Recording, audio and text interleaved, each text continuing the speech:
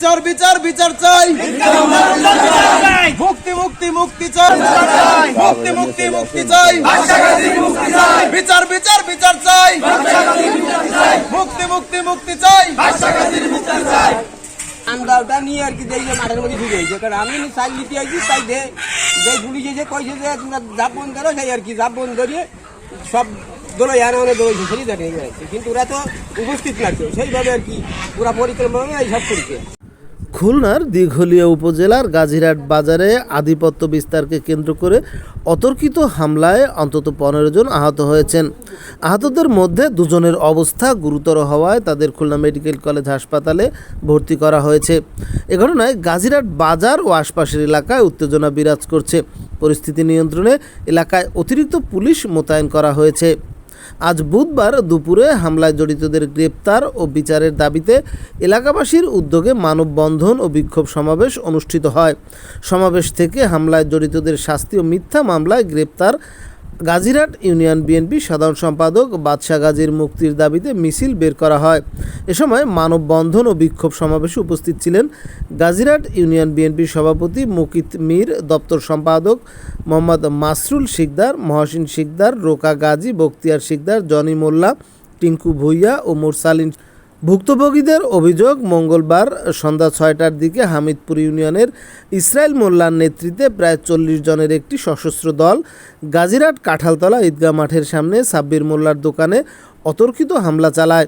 4-5 জন বসে রয়েছি, ঠান্ডা মোল্লা বাহিনীর লোকজন নিয়ে আমাকে 3-4 জনের পরে হঠাৎ ওরা 30-40 জন আক্রমণ করেছে আমাকে মার্ডার করার উদ্দেশ্যে। যে আঘাত পাইছে আমারে 4-5 জন ধরে রয়েছে, পরে ওরা আমার এই পায়ে বাড় হয়েছে, কুপাইছে। ইসরাইল মোল্লার নেতৃত্বে ইসরাইল মোল্লার পোতা সাব্বিরের কাছে অবৈধ অস্ত্র নিয়ে, আর শরীফুল মোল্লা তার কাছে অবৈধ অস্ত্র ছিল এবং আইসি সাহেব এখানে ছিল। আজ অতর্কিতভাবে সাব্বির মুন্সি আর ইমরান মোল্লারে এরা মারি শুরু করে, তাদের মারি জখম করে। তারপরে ওরা মারধর করার পরে ওরা চলে যায়। আমাদের এলাকায় আসে, আজরাখালী গাজীরহাটে আসে, আইসে রামদার টামদাম নিয়ে আইসে এরা মারামারি মারপিট এগুলোর জন্য আসে। সিলিমপুর কিছুদিন আগেও মনে করেন একটা মার্ডার হয়েছে। সিলিমপুরের মানুষরাও কিন্তু সিলিমপুরি থাকতে পারে না, ওরা এই গাজীরহাটে আইসে আশ্রয় নেই। আমরা আপনাদের সবার কাছে চাই এর সঠিক বিচার, আর এদের মনে করেন আইনের আয়ত্ত নিতে চাই। হামলাকারীরা দোকানে থাকা সরকার নির্ধারিত 15 টাকা কেজি দরে চাল বিক্রির 2 লাখ টাকারও বেশি অর্থ লুট করে নিয়ে যায় বলেও অভিযোগ করেন। হামলায় আহত সাব্বির মুন্সি ও ইমরান মোল্লার অবস্থা গুরুতর, তাদের খুলনা মেডিকেল কলেজ হাসপাতালে ভর্তি করা হয়েছে।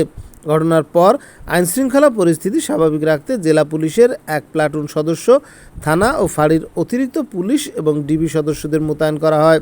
তবে বুধবার দুপুর পর্যন্ত এ ঘটনায় দিঘলিয়া থানায় কোনো লিখিত অভিযোগ বা জিডি করা হয়নি বলে জানায় পুলিশ। বর্তমানে পরিস্থিতি স্বাভাবিক আছে, আমাদের টহল চলমান, পাশাপাশি আমাদের দেখা যাচ্ছে আমরা পুলিশ লাইন থেকে আমাদের এক্সট্রা ফোর্স আনা লাগছে। আর আমি ক্যাম্প ইনচার্জ আমি আছি, আমার 2IC সহ অন্যান্য অফিসার বৃন্দ আছেন, আমার কনস্টেবলরাও আছেন। হ্যাঁ, আমার ডিবির একটা টিম কাজ করতেছে, তারাও আছেন। হ্যাঁ, সার্বিক পরিস্থিতি আপাতত স্বাভাবিক আছে। তো আমাদের থানায় কোনো ধরনের কোনো জিডি বা অভিযোগ এখনো কেউ দায়ের করেনি বা এফআইআর কেউ দায়ের করেনি।